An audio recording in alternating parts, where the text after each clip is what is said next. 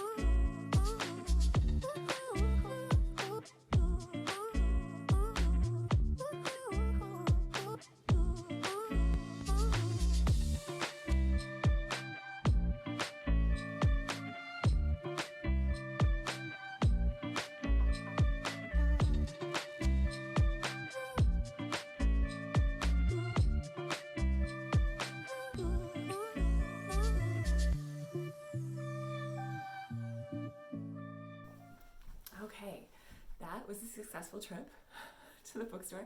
I'm trying to think if I've ever had an unsuccessful one. Probably not. The bookstore in the library. Oh, what fun. This library, I kind of forgotten how cool it is. Since they rebuilt it, they have they have books, the hard copy books that you can actually check out. And they have devices that you can check out. It's a really great community center. They have a big athletic area. They have this big room that can be different kinds of configured courts. You can have a basketball court, it can be a tennis court.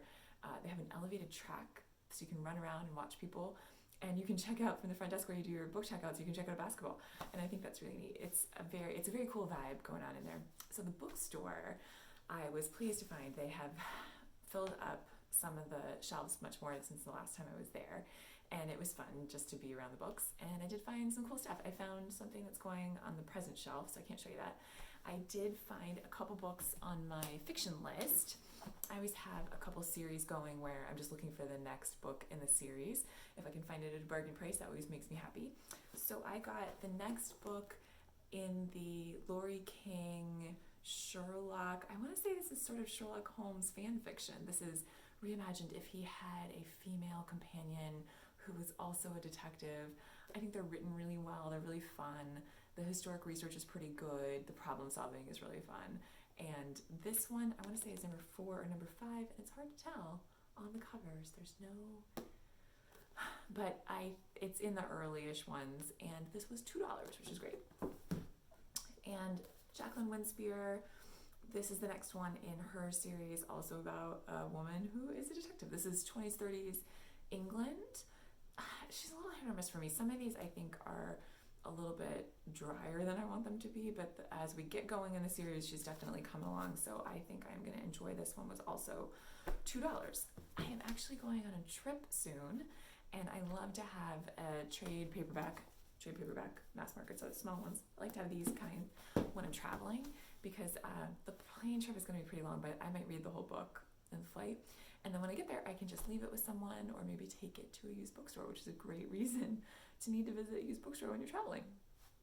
Also on this trip I found another Winnie the Pooh. This is the 40s 50s edition, and this is a cool one because I love putting these back together. I know I talk about this all the time. I just love finding them and then reunited them, and then I'll sell them on eBay, and that is how I fund my book loving lifestyle.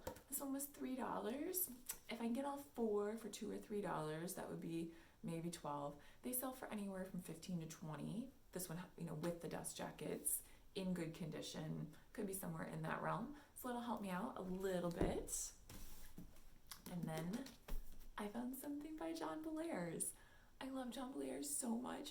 I think definitely when I think of my happy childhood reading memories, it was the suspense of The House with the Clock in Its Walls. That is my first real suspenseful, really concern for the characters, and I kind of identified with some of his characters, so I love them, and I know that I'm not the only one because they're very collectible, and since the movie came out, a little bit hard to find. This is a compilation. This has a couple of his, I think this is the first 3 maybe in the series in one book. This, how much did I pay for this guy? $4, which is not bad for, it's in really good condition. I have all these books. I'm only missing about 3 from my John Bellairs collection. So this guy will go on eBay. These sell for a range. It depends on how much someone else loves John Bellairs and who they're bidding against, but I think 10 to 20 probably on a really good day. So I'll make a couple more dollars to hopefully fund one day finding the rest of the collection. If you're a John Bellairs fan, please let me know. I can give you a tour of my John Bellairs collection. I have some really cool books, and the illustrations are fantastic. And I am looking for, I should reread them maybe. So if you have any questions about these books, or you'd like to see close-ups of anything else, just let me know.